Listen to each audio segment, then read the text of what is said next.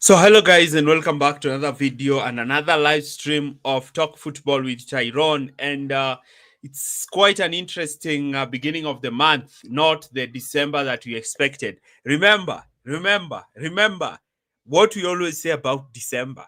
What we always talk about when you're talking about December with Chelsea. Chelsea are usually in title races. Chelsea are usually flying. Remember last season, Chelsea had that opportunity of beating Everton and going top of the league. Remember clearly. There's that time last season when Chelsea had to go away to Everton, win that game, and go top of the league. But what happened? What happened? Chelsea failed to beat Everton. And once Chelsea failed to beat Everton, it was downhill for Chelsea. It was loss after loss, defeat after defeat. And that has been the summary for Chelsea in December. Remember in the Thomas Tuchel era when Chelsea were actually finished third that season and Chelsea were considered one of the challengers in the Premier League. What happened in December? Chilwell got injured. Reece James got injured. Remember, in the Frank Lampard era, in his second season, after that, Chelsea fell so hard that there was a point when Chelsea were ninth. So Chelsea will be traveling away to Bournemouth, and the match preview will be done, and it will be ready by tomorrow in the morning. So tomorrow, the match preview for Chelsea versus Bournemouth is going to be ready. But it's quite an interesting time for Chelsea fans. It's quite an interesting time. Why? Because we always understand. We always understand what December comes with. December is that month for Chelsea. You can see clearly that the players did not understand how important the Leeds game was. Leeds is one of the biggest rivals to Chelsea. It's a traditional rivalry. And you even saw John Terry coming out and talking about it.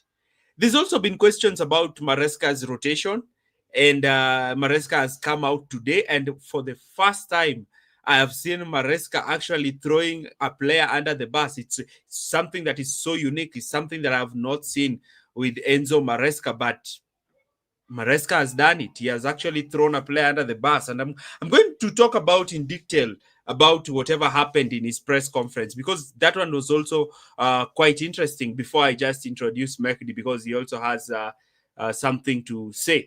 So it's been quite a roller coaster. The defeat was unexpected, and I think Maresca has now accepted where he went wrong.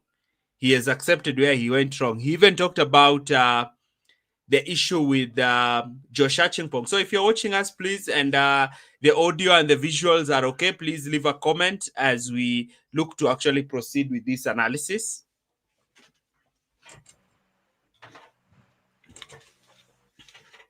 So the issue to deal with the squad has actually been addressed by Maresca, and I liked what he said today. He talked about experience, and he actually, I think he literally threw Tosin Adrabayo. He threw him to the fan, threw him under the bus, and we started to see a lot of issues when it comes to Tosin. So I'd really like to hear what Mehdi has to say. So Mehdi, how are you, and how are you doing? I'm okay. I'm okay. Yeah, I think it's just the same points. Can't really be starting Tosin and expecting results. I know he's tall, but even with his height, he still seems to struggle against strikers that are very physical, or just any attacker in general. We saw it in Fulham, we saw it in Brentford, and we saw it in Leeds again. So I think I am very sure that Tosin is going to be benched the next game. If he doesn't, I think that's serious like criticism on the manager because I think Tosin has put enough performances this year to show that he's not at that level. And at the end of the day, losing a player like him isn't the worst thing in the world because it's a free. So I'm looking forward to seeing Ashimpong actually get some minutes next game, especially with him and Fafana. In my opinion, that's actually our best centre back pairing.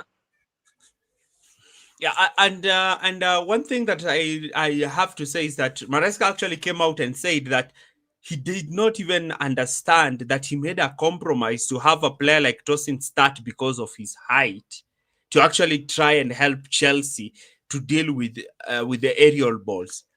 But Calvert Lewin and the other striker kept on winning these duels over the two Chelsea centre backs. So the question is, even with his height, even with what we thought that Tosin was so good at, he seems to also not be so good at defending aerial balls.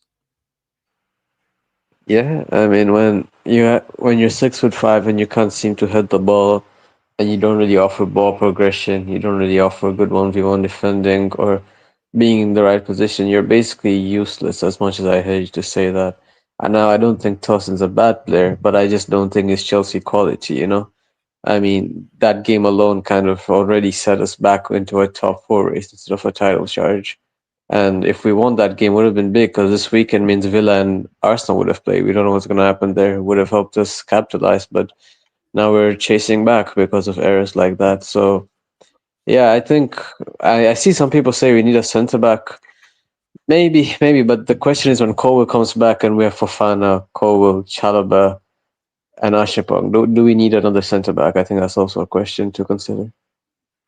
Yeah, and also one thing that I saw, and it's an observation that I've been making is that the situation here at Chelsea has been if Chaloba plays with Tosin, Chaloba looks poor. If Tosin plays with Benoit, Benoit looks poor. But if Chaloba plays with Fofana, he looks good.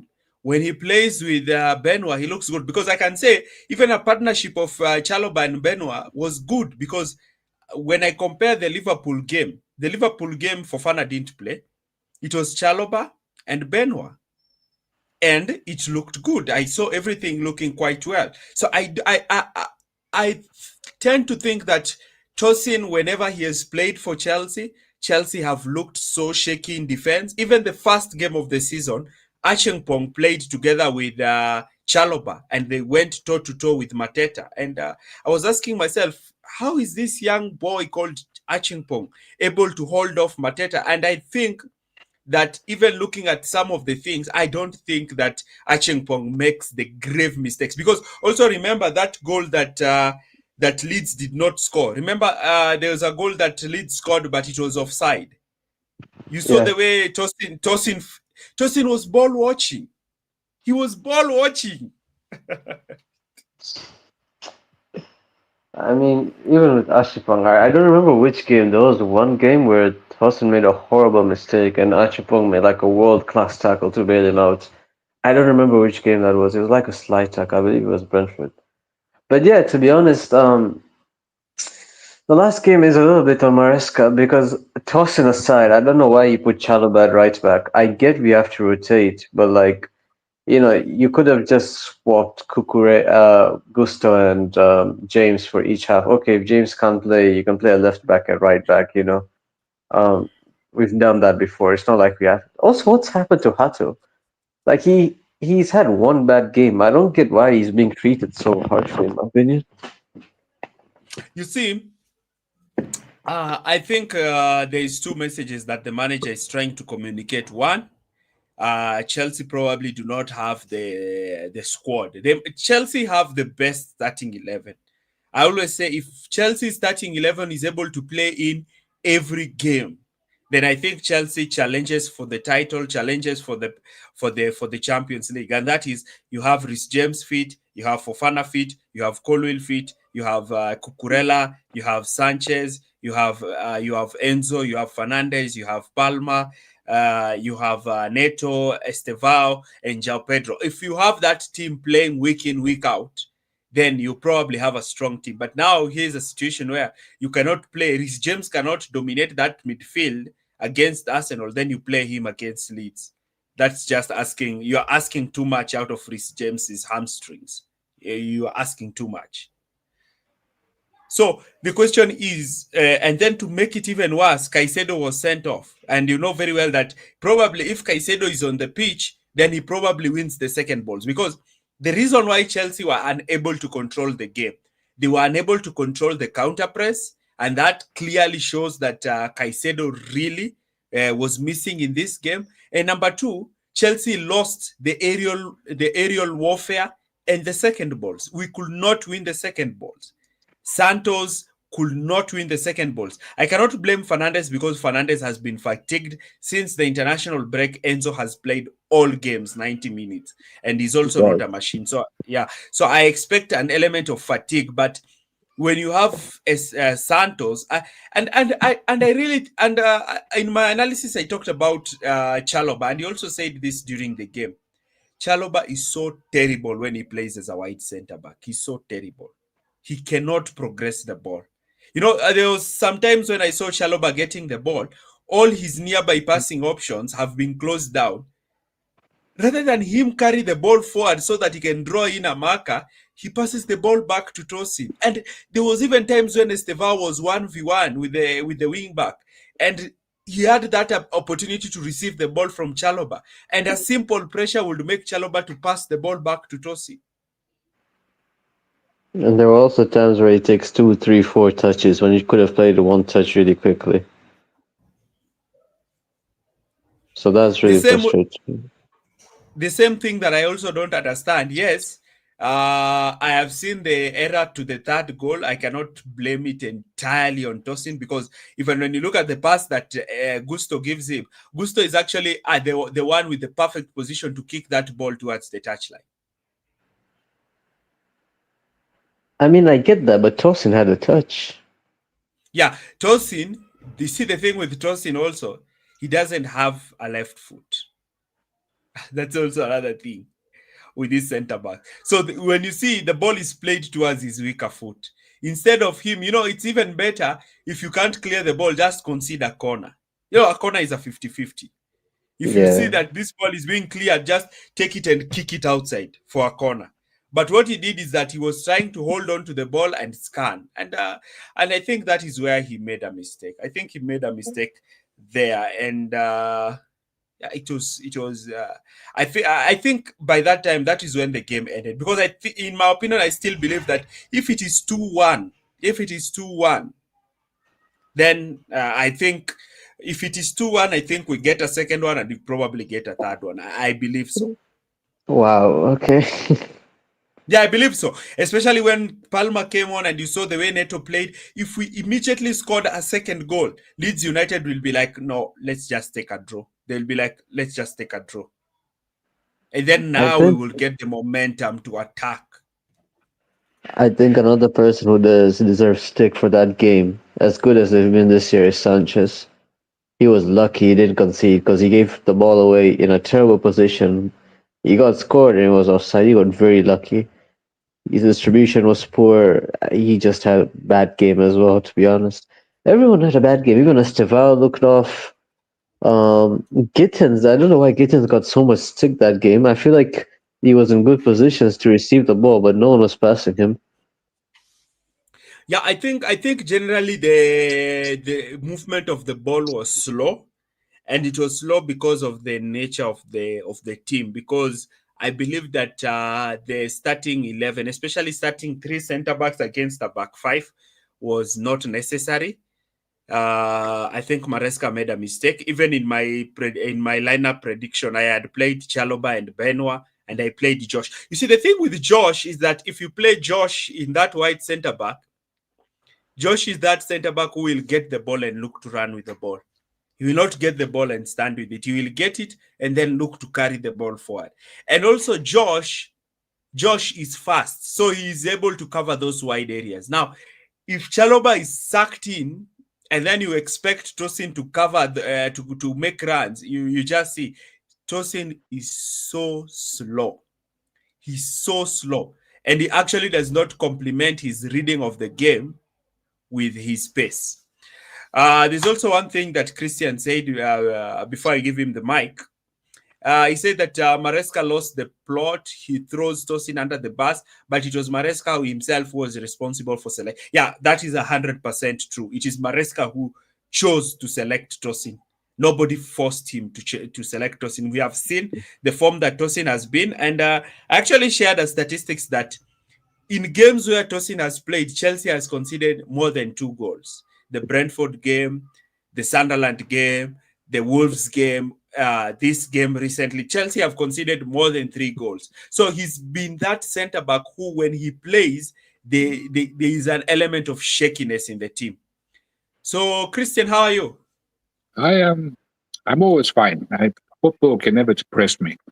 Unlike you young Yeah. guys, the youth of today, you all guys, you just one small defeat and you guys are all up in arms, and it's all very very sad and all that. Now, but as much as I love you and I love Mehdi, you guys, you sometimes you have to give credit where credit is due. Let us be take our hats off and say Leeds played well. They played the best game they played in years, and the game plan they had for Chelsea, Chelsea did not see that coming. Chelsea could not get one foot right because those Leeds guys, they pressed. Then they were like hyenas. They were savage. They didn't care, and they had no respect, and they had no fear. And Chelsea, you know how it is with Chelsea. We like to pass the ball around. We like to look good, and then we like some kind of cobra. We attack with a lightning speed. We at midfield. Where was our midfield? We had no midfield. That Santos. I didn't even. It was almost like a schoolboy. It looked ridiculous. There was no midfield. So those Leeds guys, they just ran straight through it, and they had power. They had the will. They had the hunger, and obviously they're desperate. They're at the bottom, so they had more desire. And then add to that, and I think Maresca's attitude. You said something very interesting at the beginning there. I was listening, and you said this is a derby game. This is one of those games, traditional games where rivalry there, where you do not lose. And come what may, you must not lose. I know we also talk about Tottenham, Arsenal. Those the big derby games, but this traditionally Leeds versus Chelsea has always been one of those brutal games where both teams. But Maresca maybe didn't understand this history because with his team selection, that is like he disrespected the rivalry. He disrespected the Leeds United team there because he thought they're just a bottom team. I can play my second 11 here and we'll still win. Delap, what does Delap do? He's that guy. There is a player in that guy. Let's not lie. There is some player in there, but I just feel that like he doesn't seem to fit into the Chelsea system. He just runs around like a headless chicken. He doesn't know what to do. Sometimes it feels like, unlike my friend Jackson. Jackson knew exactly where to run, how to bully defenders, and how to lay the ball off. And as much as you guys all hate him, but at least he had a plan. At least he has been nurtured into the system. He knows how the system works, and he knows what to do. And this is, if you're a midfield player, if you were a winger, you know that, okay, my center forward is going to be a certain place in the area, in the box. He's going to hold the ball up. I can do so you can actually count on the guy. Just don't let him shoot. Just don't give him any chances to shoot. Then he's okay. But Delap, sometimes I see him playing deep midfield. Sometimes I play center forward. Sometimes in the wing. I say, what is this guy? He's like calm down, do your job. What is your plan? What is Maresca? What is Maresca's job for you? What are you supposed to do? You can't be everywhere in the pitch. You're a centre forward. Do a centre forward things, but don't. One moment you think you Caicedo, next moment you Garnachos, then suddenly you think you who's the centre forward? Diego Costa or something, and every time I see him, he always feels like a red card waiting to happen as well. Very physical, very rough. It's not necessary, all that. Calm down.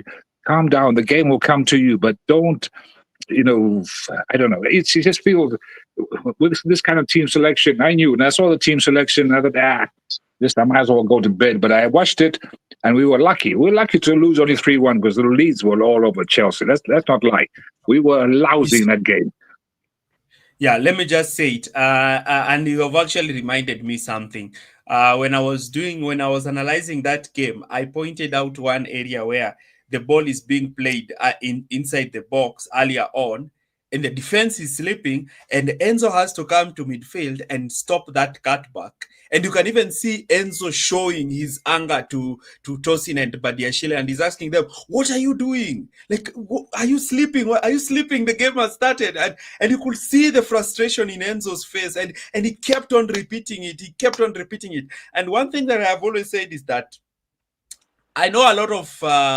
I know probably Maresca and some players do not understand. Leeds United versus Chelsea is like Tottenham versus Chelsea. Yes. Leeds United versus Chelsea is like Tottenham versus. That's why after that defeat, you saw John Terry doing a video. We lost to Sunderland. You never saw John Terry doing a video. Nope.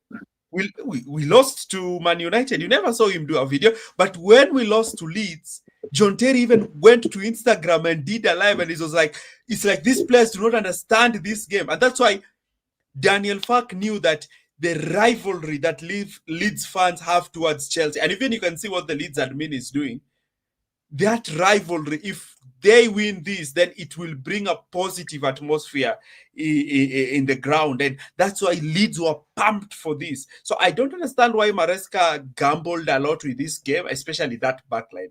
And I really wanted to see Josh play. And I didn't understand why he had both Gusto and Reece James in the bench. It's not like he was going to play both of them against Bournemouth. I was like, start Gusto. Let Gusto even play for 60 minutes, then win the game earlier on, then you can bring in the defensive substitutions. Mehdi, what do you think? But hang on. Yeah. Mehdi, let me ask you. If Yeah. you, judging on just the first half alone, if you looked at the two teams, and if you saw the amount of passion, the amount of fire, the amount of willpower Leeds had, and if you saw Chelsea, did they come across as being like some spoiled brats who thought, we don't really have to show up and we'll beat this team easy? That mindset I had that feeling that Chelsea maybe underestimated Leeds. They thought, they're going to get relegated, so we don't really have to show up. I think there's a bunch of factors to that. I think, first of all, the players were, fatigued because they did play with 10 men against Arsenal, right? For almost 90 minutes. Which players? Hang on. Sorry to interrupt you. Which was the team? Which player played in that team against Leeds who also played against Arsenal? Enzo, Delap played a few minutes. Estevao started a half. Caicedo wasn't there. Santos wasn't there. Tosin is just a ticking time bomb. But I was specifically more talking about Enzo. I think I should have clarified that because he did look very tired. I can't lie. So sometimes also I feel for him.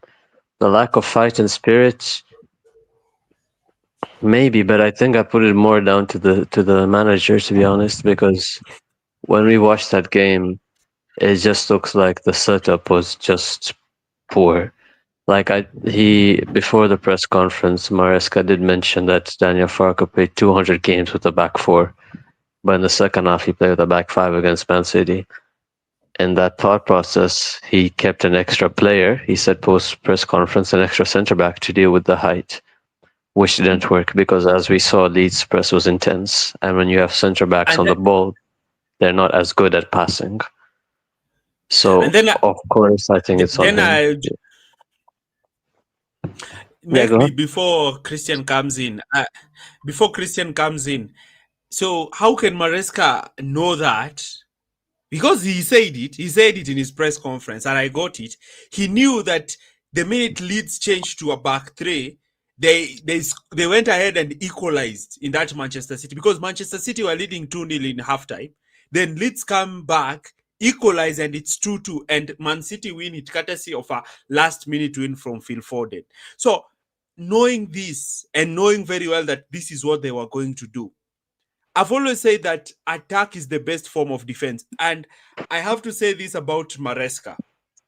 Maresca, I don't know, is it the messaging he gives the players or what is it? Because when it comes to the tough games where Chelsea are the underdogs, he knows how to get this team pumped up. So pumped up that this team actually become reckless on the pitch. That's why what happened with Caicedo happened. They become super physical, they become super tight, they become aggressive. You see some levels of aggression until you're asking yourself, is this football or rugby? Yes, we know that you're taking this game serious, but mature up.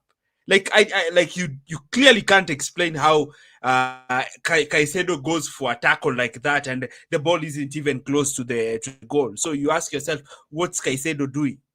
Or what was Cucurella doing with Saka always trying to foul him? So I think those are the two scenarios where I will be like, Maresca does that. And then one thing that I had also said before is that I believe that Maresca has this level of arrogance There you towards go. the non-top six sides of the Premier League. Last Exactly. season we lost to Ipswich.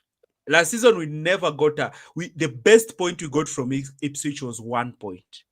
And if we were a serious team, last season we should have gotten 6 points from Ipswich. Remember, Ipswich came to Stamford Bridge and took a point. And when we went away to Ipswich, we got slapped. And we got slapped properly with Delap. Delap put up an audition, and the sporting directors were like, we have to sign him. So Maresca is super arrogant towards low-level teams. That is something that I have to say. Even the Burnley game, we won it 3-0. But when you look at that game, you realize that we were hanging by the thread. There's no easy game in the Premier League. There is no easy game in the Premier League. And the Premier League and the Champions League are not like the Conference League. So that's why I'm saying Maresca has a good starting 11 to be playing once a week. But he does not have a good squad to play thrice a week. Because you cannot tell me that if you lack Caicedo, if you lack Chris James, if you lack Fofana, then the entire team crumbles. You cannot say that. Then it means the recruitment team did not do a good job. Because what should have happened is that after moving from Pochettino to Maresca, we should have seen improvements into the squad. Improvements. Like, I believe that it was Chelsea who was supposed to go for Eze. That is what I believe. I believe that it was Chelsea who was supposed to go for Nkapie. And what is Eze doing in Arsenal? Yes, Nothing. Christian. Eze No, is doing nothing in Arsenal. And Eze has just been like, great. He scored a hat trick against Spurs. yeah, come on, that is Spurs. There's something wrong with Spurs. They're broken. But they say that's the only game he shined. Otherwise, he's done really nothing. Same thing as that other shiny toy you also. Everybody was crying about, all the Chelsea fans. Xavi That guy, Simmons. the guy Simmons. Everybody, we didn't get Simmons. Look at Simmons. He's a bench player now. They've broken him. Spurs will break everybody. I'm telling you. You come to Spurs, you could be a world class player by 3 weeks' time. They have taken the starch out of you, and you become Spursy. So the only guy who's there is Kudus. I like Kudus. He's at least that's the one who should have got Kudus, Mohammed Kudus. But nobody But talked he about would him. but Kudus plays the same position as Neto and Estevao. So I do understand why they never went for him. And Estevao, the Premier League has already figured him out. Already, they found out a game plan how to stop him, and that is not good. No. And You see, the thing with Estevao is that the thing I noticed with Estevao is that today I have to give you your flowers. Today I have to give Christian his flowers. Christian noticed one thing when the season started. He kept on asking, how is this João Pedro guy playing? I see him being lazy on the pitch.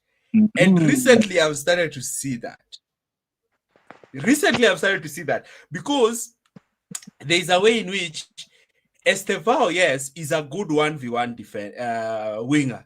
If you give it, what I've noticed is that now when Estevao gets the ball, he's being doubled down by two players. So There that you go. means for Estevao to be active, he needs a partner next to him who is super creative. So either it is Estevao and Enzo Fernandez in that right wing position, or Estevao and Palma, so that you have two deadly players. If you stop Estevao, Palma is there. If you stop Palma, Estevao is there. That is what it requires. But if you have Estevao and Gusto is so poor in attack. There's a time he attempted a cross. It was in the Arsenal game. I was asking myself, why are you crossing the ball to the fans? cross the ball to the 18-yard box. But So he was in don't a perfect position. I was like, if this ball landed on Reece a smart James' man like you, when you talk about feet. Gusto, when you're a smart guy like you, when you talk about Gusto, don't you ever notice how much space Gusto has? Every game he plays, Gusto has oceans of space. Why is that? Do you know why? Because the opposition team knows exactly what you just said. His end product is so lousy. So let him roam, let him run there. Don't waste time on him because he's not a threat. He's disappeared, Mister. Where did he go? I do not know. No internet. Did he message in the group, maybe? No, I can just see from my screen here. He's just so like disappeared. Yeah, even from mine. So that it's I don't know.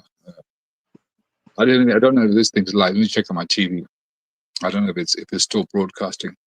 Could be, but oh, let's see. Let me just check and see if it's actually still live. I'm not sure. Oh, he's back. He's back. Is he back? Yeah. He went. What do you call that? Walkabout. Is he Tyrone, are still? you there? Hello. Yeah, we can hear you. What happened?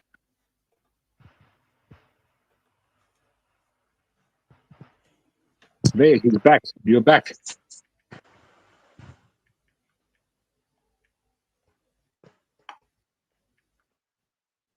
I can see him, but he can't. He can't hear anything. I don't think you can hear us. He can't hear anything. You can see him on the. Yeah, I can hear you now. I can hear you now. Sorry.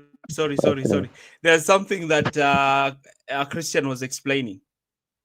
No, but I was explaining with Augusto that every game he seems to have so much space because the opposition teams don't respect him to have to close him down because they know his end product is not very good. He doesn't shoot very well. He doesn't cross very well.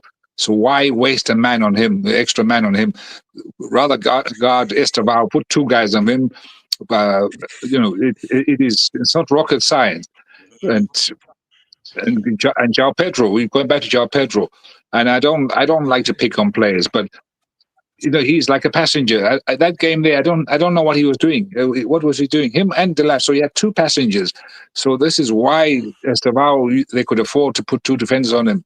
And in the end, Estevao was so frustrated. He was doing crazy things. We thought it was back in South America, tripping plays. He should have been sent off for that, by the way.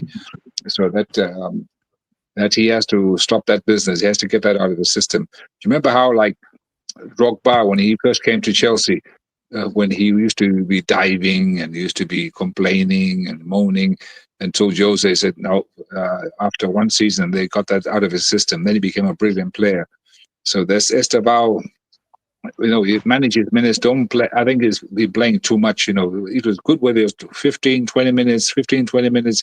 Let him mature, let him get that feeling, but don't put him under so much pressure already starting this game here and just pass the ball to Estevao. He will do something. He will think of something. That is not very, very unfair on him, I think, anyway. But, You see, there's one thing that I've always been saying. There's one thing that I've always been saying, and I tend to agree with Christian, and Christian is agreeing with me. A lot of people have always been asking me, why am I always opposed to Maresca starting Estevao? And what happened in the Leeds game is the reason why. I said, despite Estevao having the talent that he has, Estevao will be good for Chelsea, so good for Chelsea next season or when the season is ending. That is when I think Estevao is going to be super good for Chelsea. But even before I go to the Estevao question, I want just to read a comment here. We need to build McGue's confidence, playing him at least 30 minutes in every match I think McGue deserves a shout.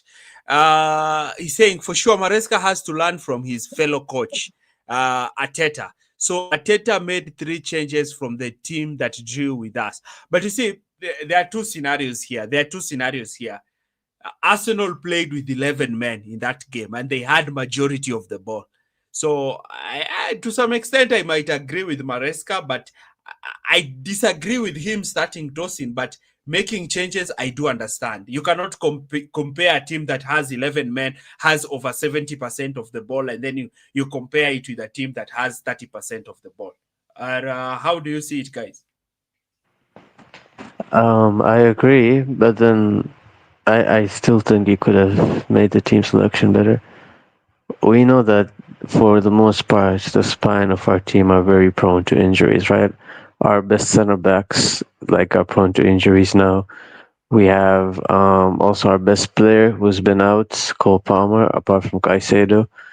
And we also had who else was in Lavia? Lavia, I think, is someone else we forget. He was very crucial to controlling games. That pushes Caicedo higher up the pitch. It enables our press to be better. Reece James, another player, was injured, so it's like Mariska said. These players have to be protected. But this game, despite all the tired players, despite its fatigue, could have been managed a lot better. It could have been managed a lot better. The way Maresca handled it, I do not think was okay. You have had a good, promising right back. You've seen a consistently poor centre back, yet you chose to go with him. I get the idea that okay, Leeds press high, and we might need height. But Chelsea's strength has always been, Mehdi, and are you able to hear me? yeah, I can hear you. I can hear you. Can you hear me?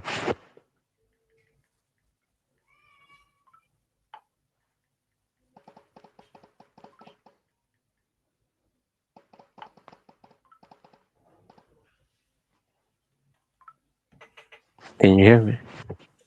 Mehdi, yeah, I can hear you. I can hear. I've heard the last part. I don't know. I don't know what's wrong with my internet today.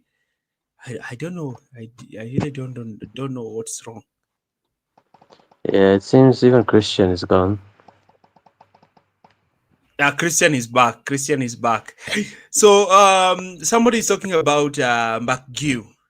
What's your opinion on McGew? I believe that I've watched this lad called Liam Delap. Liam Delap, he reminds me of I used to watch WWE SmackDown. He reminds me of one of those probably Randy Orton or something. Exactly. Wow. Wow. Wow. When I look at you, I look at him like those WWE wrestlers. I'm like, oh, this is football.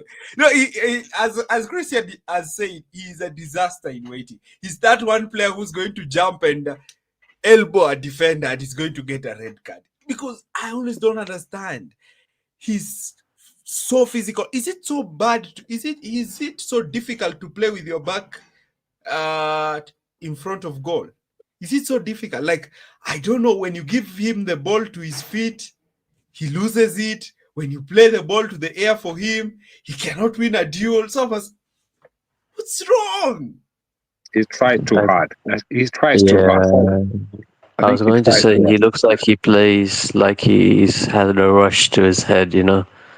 So the hunger is nice, but hunger uncontained is just chaos that's going to unfold eventually. I think Maresca needs to. I don't like saying this, but I think he needs to manage his attitude a bit better. Like, yes, there's hunger, but you know, don't go chasing poison in search of filling that hunger. I think that's what he's doing sometimes. He's desperate. He's. I tell you exactly what's going on. Is because the competition for places up there for positions up there is so fierce, Exactly. and he knows that he's not in the starting 11 automatically, and every time he gets a chance to play, it's almost like he's so desperate to prove a point instead of calming down, play your natural game like I used to do at Ipswich, and he's so desperate to and eager and keen, and that it's somehow it ends up in complete rubbish because he's not a bad player, but he's obviously not. He's still. I don't believe he's Chelsea quality. That's another story. That's another story for another day. But still, when you get your chances, look at Mark Gui. He doesn't get very many chances, but when he's there, you will see him. He will do his job, but he doesn't. But he's not desperate. He doesn't do crazy stuff. My boy Aching Pong. And one, I don't know what you guys did to him, but I don't know why he doesn't get to play. But he's another one who. But when he plays, you never see desperation out of him. He's calm, he's in control, and so maybe Delap should look at the other players who maybe not in always the starting 11, who seem to be very calm, very in control. And by the way, I was going to ask you what happened to you? What happened to your boy Lapia? I thought he plays sometimes. Sometimes I see him and then it disappears. What happened to him? One thing that I have to say about Lavia is that with him, it's unsustainable, because if Maresca could get Rhys James fit, Rhys James this season, how many games have we played? Have we played 13 games or something? Rhys James has not been out because of injury. He has not been out because of injury this season. And Lavia, despite Maresca trying to manage his minutes, he's unavailable. I think if he can't make it this season, I think I am tempted to now start looking towards Kobe Maino. Oh, come on. What's wrong with you? What's wrong with you? No, I would say for Lavia, if they can get 40, I don't think anybody's going to make 40 million for him for this injury record. But if they can get some good money, yes, sell, and then buy somebody who's maybe who can actually play, physically. The best ability is availability. So that is what Arsene Wenger says. Yeah, but it's true. But what is the point of paying 50? How much did they pay for Lavia? 50 million or something? 54 million or something. But how many games has he played? What was the point?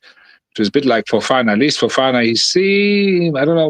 he seems to have turned a corner. I don't know, touch wood, but it seems to be that maybe he's finally, and he was another one who was also quite desperate in the beginning. When this is why he kept on getting re-injured, but he seems to be like now he's back for the 15th time. He seems to be much more calmer. Yeah. That's also another thing that I've realized.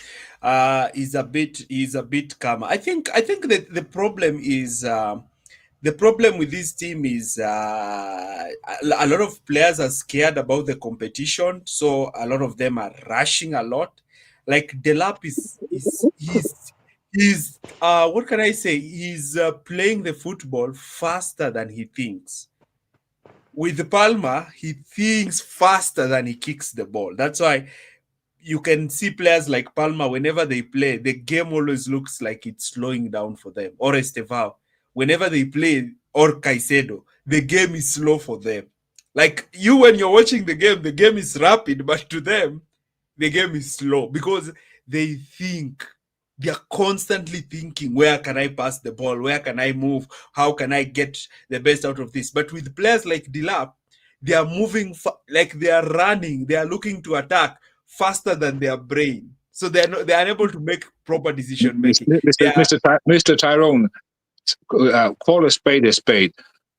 What you're saying is those players have a high football IQ, and Delap maybe his football IQ is not as high. That's what you're saying, but you're just being politically correct.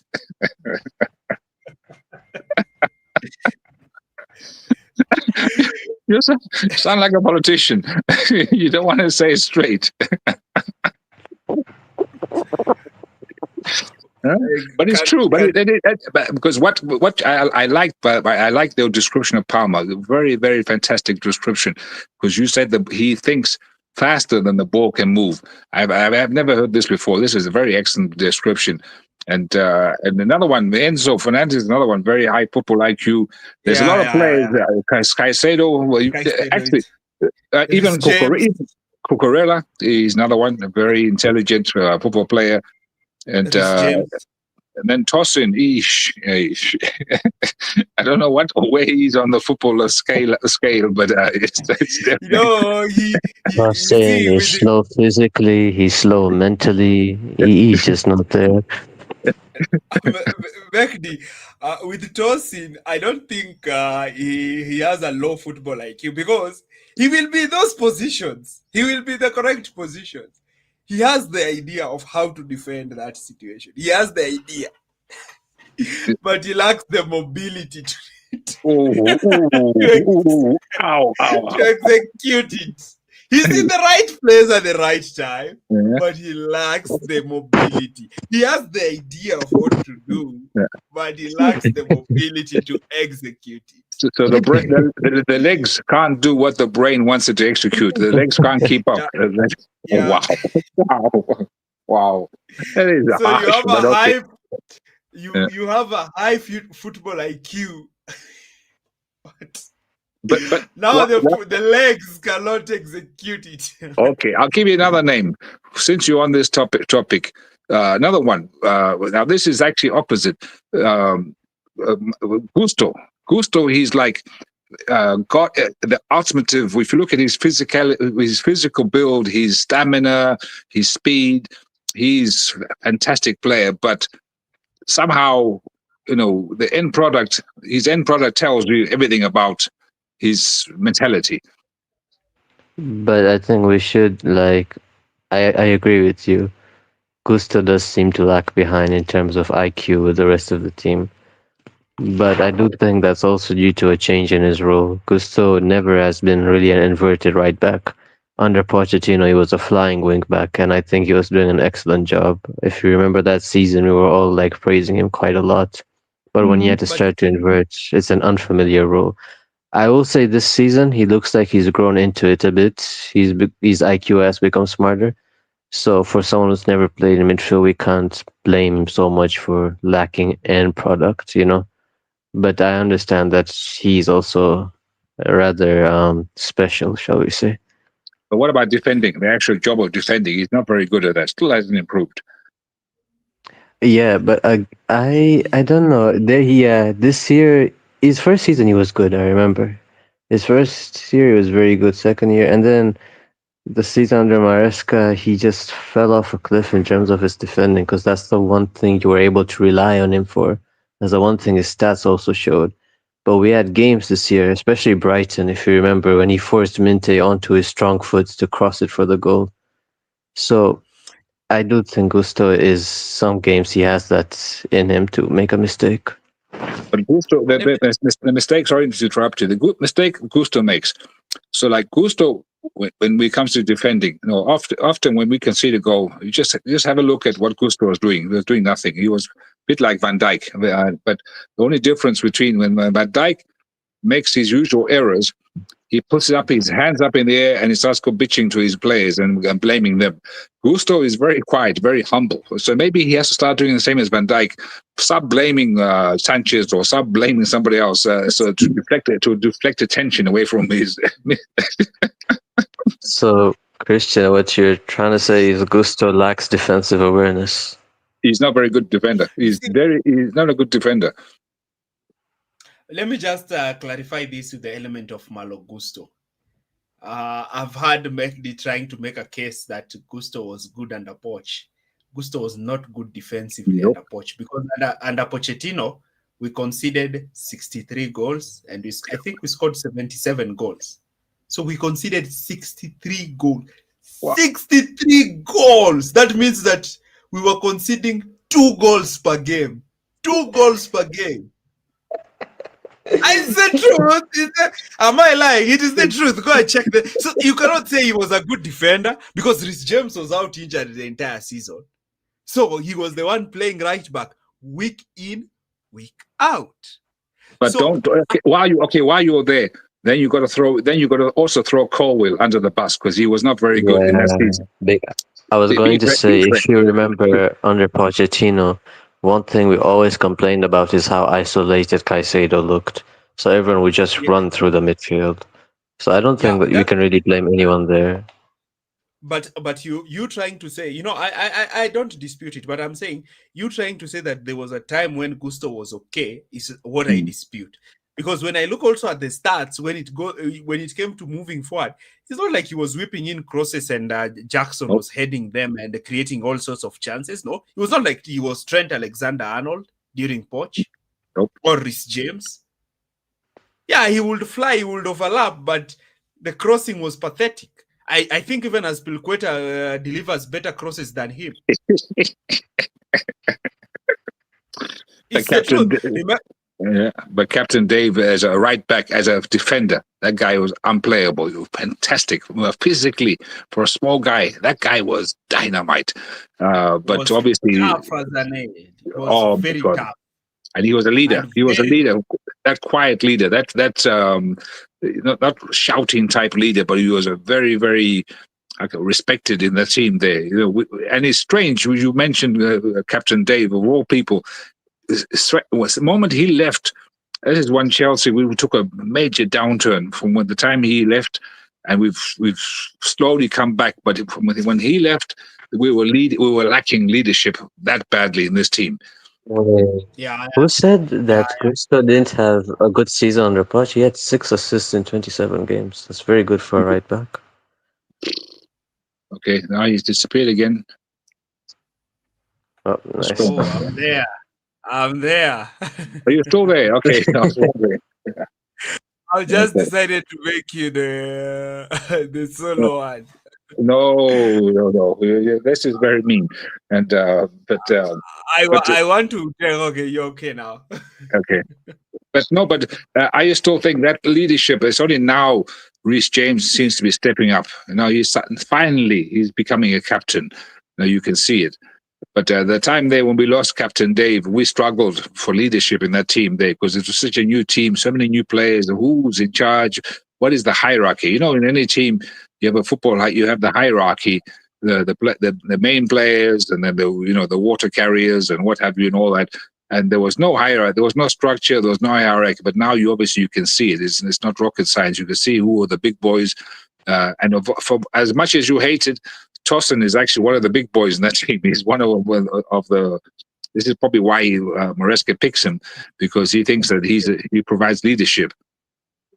But you see, there's one problem with tossing. As we are talking about this December thing, is that you can be so vocal.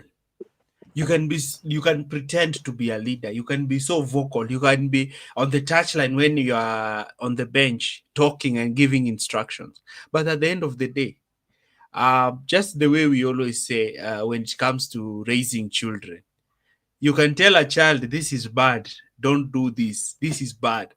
But if you are doing it, the child is going to do it because children learn based on what they see, not what you tell them. That's the same thing with the team.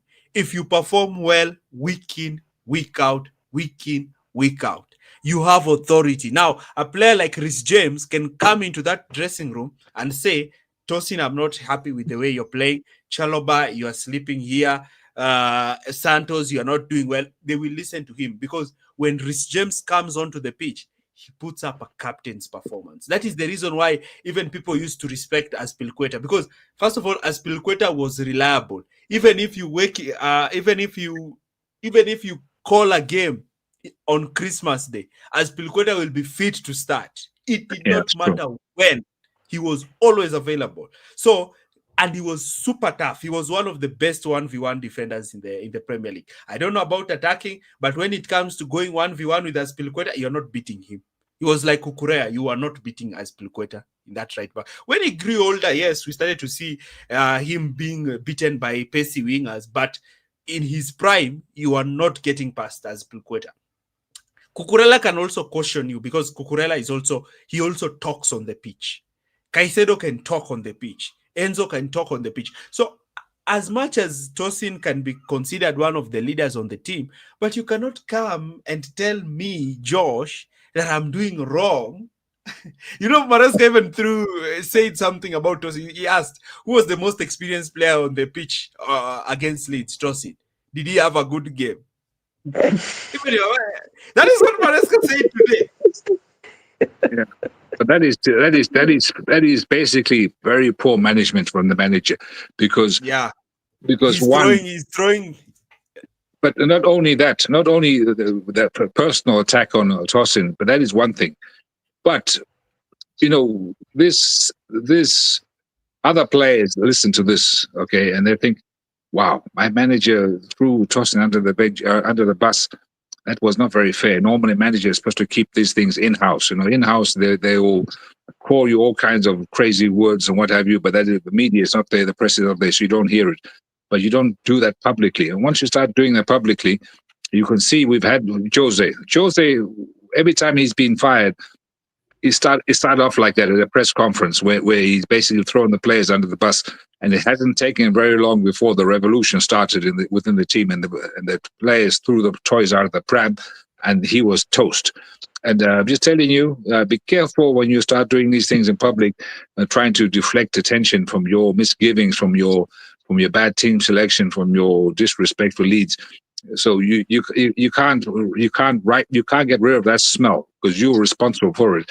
But don't throw your own players underneath the bus. You can do it in your dressing room. Yes, you can call them all kinds of stuff. But publicly, I just think it's a very, very bad idea. One thing that I do appreciate with there's one manager that has been super great when it comes to press conferences at Chelsea, and that was Thomas Tuchel. Thomas Tuchel always said the right things. Whenever we would play bad, even the Leeds game, he will come out and say, I think we did not win the aerial duels well. I think we did not win the second balls well. I think we did not counter press well. I think the nature in which we set up today wasn't great. I think I made a mistake in the selection. That is what Tuchel would say. He always, I constantly remember when Tuchel said, this was on me. I made the mistake. Tuchel said this many times. Whenever Chelsea played badly, he would say, I think today the mistake is on me. I think I did not approach this game the way I should approach it. I think that But is what Maresca did say that he regretted not playing Josh. But he should have not said that I regret. That means he's also buying to what the fans are saying, that Tosin is bad. You cannot be a manager and you be like the fans. You need to be smarter. You are trained to handle media.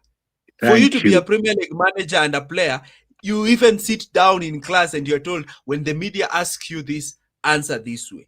You don't always throw the players under the bus. You would have said that I think I did not make the right selections for that Leeds game. I think for Josh, I think he's a good player, and I think he also deserved to play. But we had we decided to play with other players. But I still think he deserved to play. But I can only select 11 players. Just say that I can only select 11 players. Do not say that this is bad or this one is bad, because Tosin is so close to Cole Palmer. So when you're attacking Tosin and his friend is there, you are relying on his friend to bail you out. Yeah, but what you were saying that the managers and especially the players, they've all been coached, schooled in how to handle press conferences. This is why I never watch these press conferences of players, because let's say somebody scored a hat trick. So, Cole Palmer, you scored a hat trick today, fantastic, whatever, blah blah blah. And the first thing we'll say, the team is doing very well, and the ball is very round, grass is green, and the weather was very favorable today here. But you scored a hat trick. How do you feel? Yeah, but the manager set up the team very well, and he won't answer the question. They will never answer the question because they don't want to. I mean, you haven't noticed this. It's very frustrating, and the person who returns this asks the question 2-3 times, and then eventually they just give up and say, "Okay, this guy is hopeless. He's a robot." And you see, the thing is, what, Christian? The media always want a narrative to run with. Even when you're a politician, you need to be super, because you know the English media with Chelsea. So when you say something, they will take it. Because now that Maresca will say about Tosin and Achinkpong, tomorrow the Sun will be, Maresca throws key defender under the bus. Oh, exactly. Maresca is having problems in the dressing room. Oh, Maresca is losing the dressing room. Oh, senior players are angry. Those are the kinds of things. Remember, even when Frank Lampard started to call out Jorginho, he started to call out Azpilicueta. You remember when he kept on saying, I think probably our defenders aren't fast enough, because people are talking about the declining pace of Azpilicueta. He was talking about that midfield, that I think that we don't have that control. We are missing Kante in that midfield. And he has Jorginho and Kovacic. And Jorginho and Azpilicueta is the captain and the vice captain. They're the two leaders in the team. They are vocal. They have influence in the team. That's why one day Jorginho came when Thomas Tuchel came, and he said that finally we have a manager who understands how to set up a team. That's what Jorginho said when Frank Lampard God. left. You remember that game? He said it. Jorginho said it And because you Frank could clearly see. and Super Frank, he is flying in the championship with this Coventry. Oh my God. That team, wow, they're undefeated. I don't know how many games, and they look like they're automatic promotion. So we'll be meeting Super Frank next season, if we don't get relegated, of course. But it's No, Coventry have lost one game only this season yeah, in but that was the the begin. championship. It was beginning, but they're on a run like 7 games unbeaten or something. I guess 7 straight wins. Was it 7 or 8? So, guys, what do you think should be the approach for Bournemouth? Because I think for Bournemouth now, he needs to go strong. I expect to see Rhys James back. I expect to see Fofana back. Uh, another player that I don't, I'm asking myself that probably the recruitment did a terrible job. The recruitment did a terrible job because how did we enter into this transfer window and without Cucurella, it's like we don't have a left back? I think Hatta deserves more minutes, to be honest. I understand he had that bad game at centre back, but like, I feel like that Leeds game, you could have played Hatta. I don't think it would have been the end of the world. I know it's a controversial opinion, but I don't think Hato is that bad defensively at left back. I think he would have just done a fine job. The sample size of Hato, we've seen 2-3 games he's played, being shit in all of them. Sorry, I don't mean to be rude, but it's the sample size is already there. Maybe he's just not ready.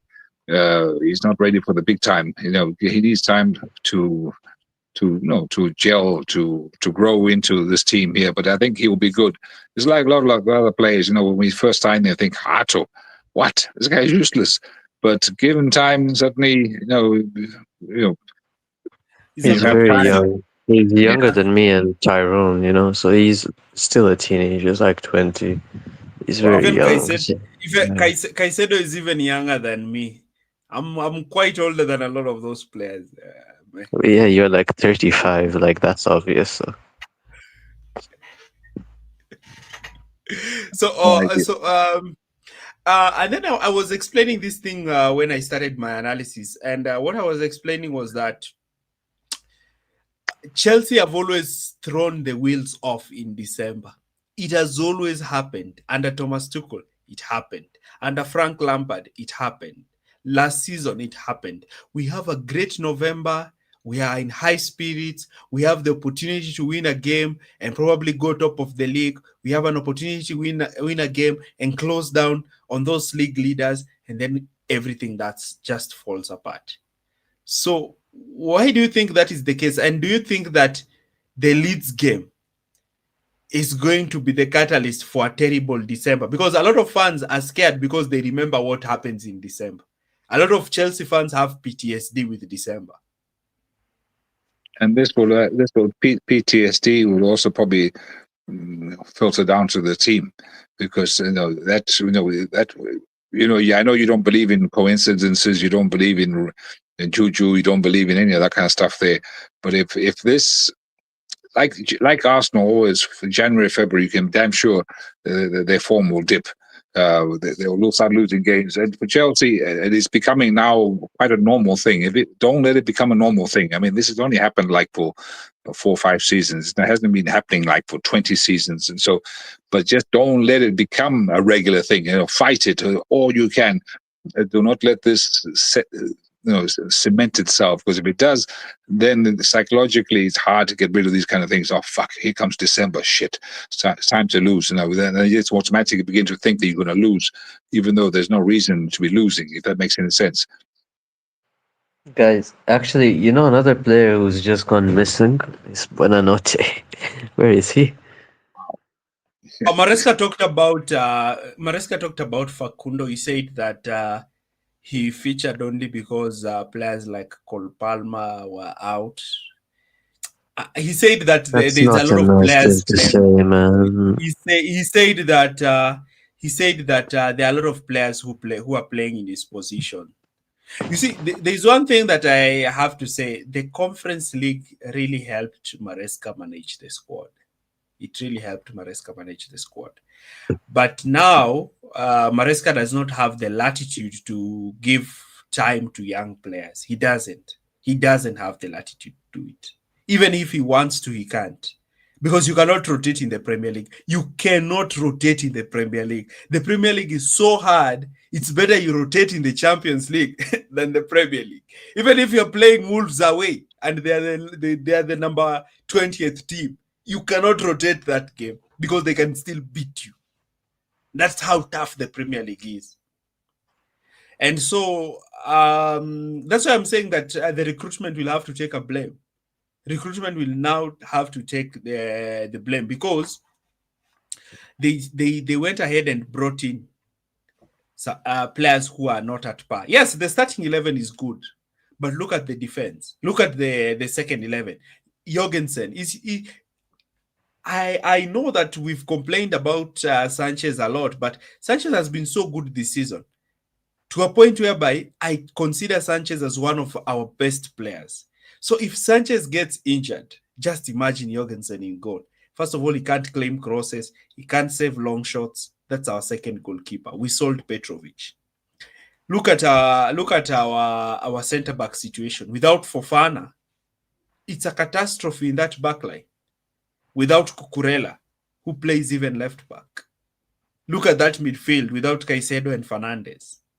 So there is this thing whereby the team heavily relies on their strongest players. And the players who are coming from the bench aren't strong. Like Gabriel and Saliba are out injured, and Arsenal are just keeping clean sheets for fun.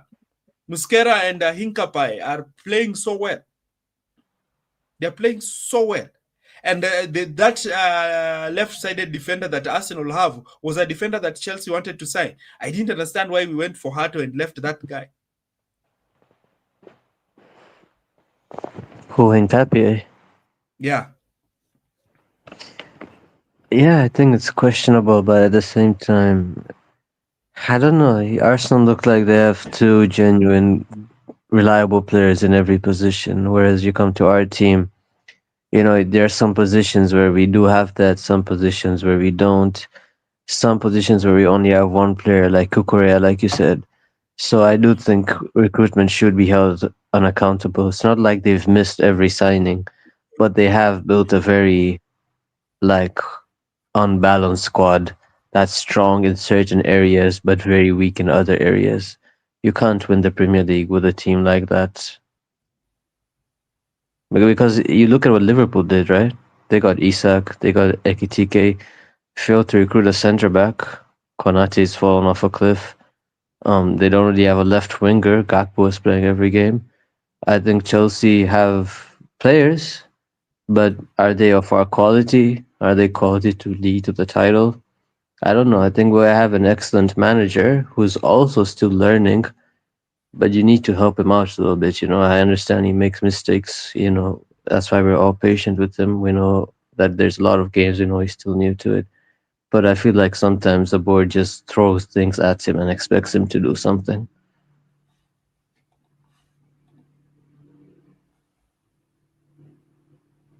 We are waiting for you, Christian.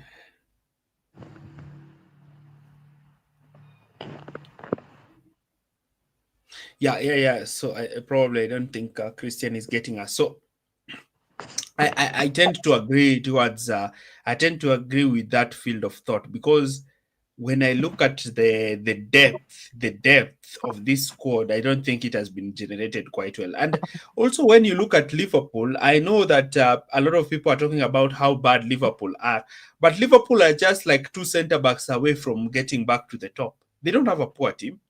That team is not poor. I think Vatsu might be way better next season. I think Isak will be way better next season. It's like they have very good players, but they don't have the chemistry. But they are more likely to gain the chemistry. So I really think there is an issue there. And this thing with the December, I really don't know. I will only trust Chelsea because there are lots of banana skin. There's that Newcastle away game. There's that Aston Villa game. And you and then New Year you're playing Manchester City. It's a tough time. It's a tough time for Chelsea. Can I ask you a question, which I think it might be a bit uh interesting, but I've noticed that Ever since Eva Canero, the physiotherapist, I don't know if you remember her, the one Mourinho had fired.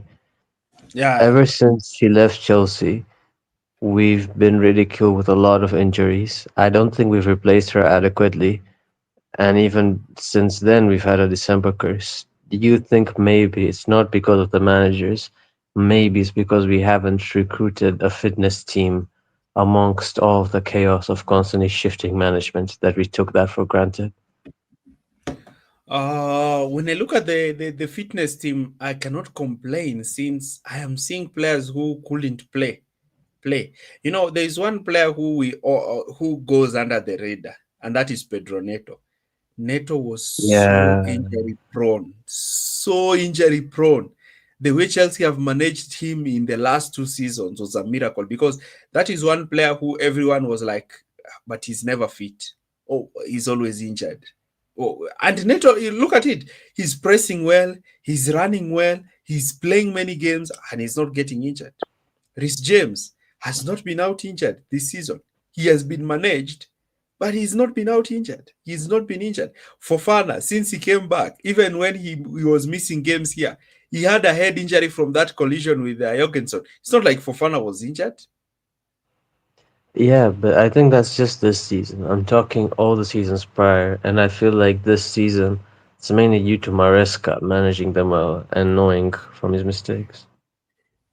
I think also Maresca is looking at the statistics from the medical team because the medical team can tell you that if this player plays again, then you are potentially subjecting him to an injury. Even Caicedo, I heard that he had some minor knee issues, so probably the red card has saved Caicedo. I That's was my making a joke to myself that Caicedo got so tired of playing, he went and got a red card himself. because now by the time Caicedo is back for the Atlanta game, he's had a week's full of rest. He's had Yeah, 1 week full of rest. He's not playing. but he's ran to the ground, to be honest. I think he deserves his rest. Yeah. I don't know. I think Santos is good. I think he would have done better in the Leeds game if he had a right back near him instead of Chalobah. Yeah. I think he's a good replacement. We saw it against Burnley. It's just the structure was wrong. And our next game is who? Bournemouth. I don't know. How do you feel about that game? Which game? Bournemouth. They have been quite poor, but it's an away game. So without Caicedo in that midfield, I think we're going to have a problem with that midfield. So hopefully, Rhys James and Santos can do the job. Rhys James and You Santos, think? and then You think Palmer I, starts? I will start him. I will start him. Okay. How would the lineup be? I think I'll drop Dilap and have Pedro starting ahead, or have McGew starting. He's not gonna start Mark you. I think we both know that. Yeah, so I think Pedro, but I will do a preview on that. Okay. So, any final remarks? Because I think we've gone an hour, and I also see Christian is out. Yeah. Just don't play tossing. I think that's the most important thing. Um, Maybe if you can at halftime, get Cucurella some rest. Start Yeah, James. Um, just make sure the midfield is solid. Bring Neto back in the team. Give Garnacho some minutes, and I think Bournemouth is winnable. I do think this team can go there and do something, but it's all up to the manager to make the right selections. Boy, they've lost five on the bounce, and it's possible we can do it. yeah. So yeah, I also agree. But we really need to be strong. We really need to be resolute, and we really need to take this challenge quite seriously. I also think that we can win, but I think the Leeds game should be a wake up call. It should be a wake up call for the team and for the manager, and how they are going to address these problems in December. So once again, guys, thank you very much for joining us. And it's been a lovely live stream. And I don't want to make it long so that other people can also join it. So thank you, guys, and see you in the next live stream. Take care.